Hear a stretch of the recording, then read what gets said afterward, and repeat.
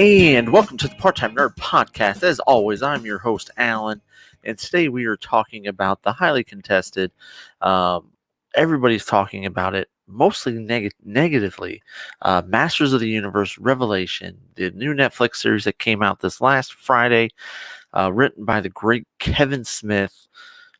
Guys, if you haven't watched it yet, spoilers are ahead, so please, uh, drop that like and come back. I'm curious to hear what your guys' thoughts are on it, but let's go ahead and get into it.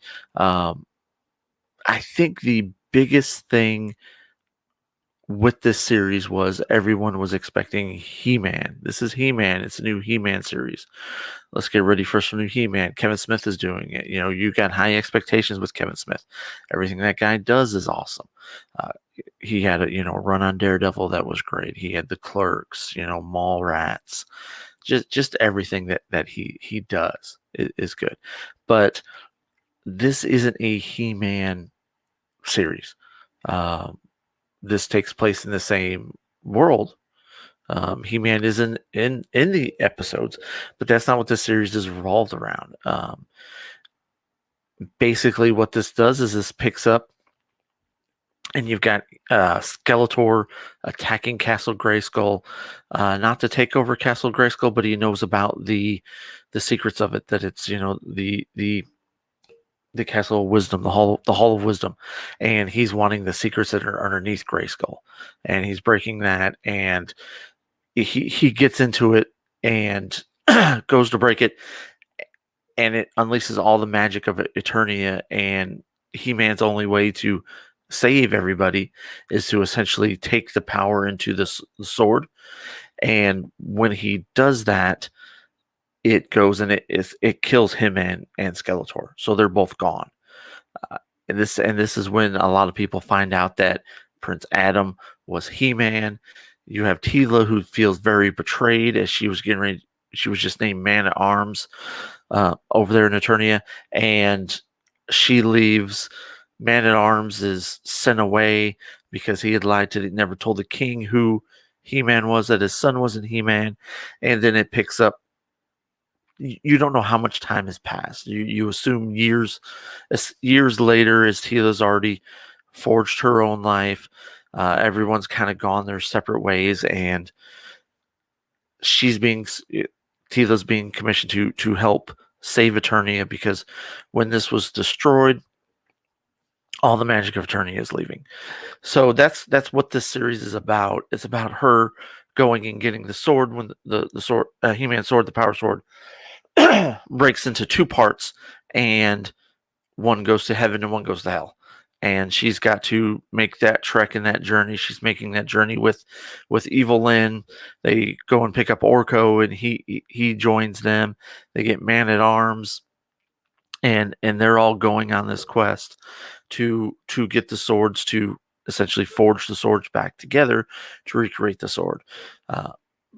Going through it, she ends up, you end up going to heaven, which is where all the heroes of Eternia go, everyone who has held the power sword, all the way back to Grayskull, the original holder of the sword, and Prince Adam is there as well, and she ends up going back only to, I'll leave that part out, but the series is different, and I think what a lot of people are taking issue with is this isn't a He-Man series. It's Teela.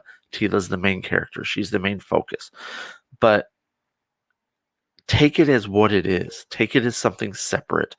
Take it as not a continuation of He-Man's story, and that's why his name isn't in the title. It's not He-Man and the Masters of the Universe. It's Masters of the Universe Revelation. And so it's a completely different take on the story. It's a new story. Kevin Smith is trying to breathe life into this.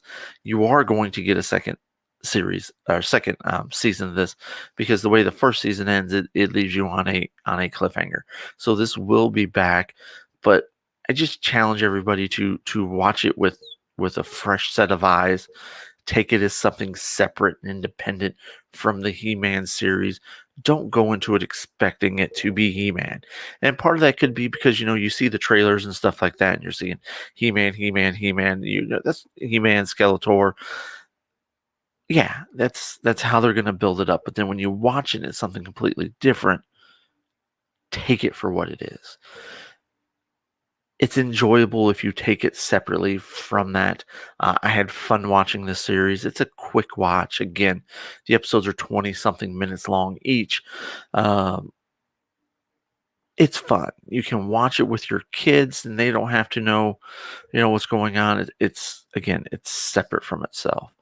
Watch it, take it for what it is, enjoy it. I, I liked it. I really hope people start to turn around their point of view and perspective on this, because I really would hate for something like this to not come back for a second season or a third season. Kevin Smith has a vision. He has a road he's going to take it. You got to trust in Kevin Smith and what he does, because first and foremost, he's a huge fan. Um, he's not going to do it wrong. Take it for what it is. It's a separate story. You might enjoy it. Go back if you're one of those who's watched it already and you didn't like it. Go into it with a fresh set of eyes and watch it again. Guys, let me know what you think in the comments. Make sure to like the video, drop your subscription. I'll be back again this week, Friday for sure, with our Bad Batch episode number 14 review with Rapid Dave joining me.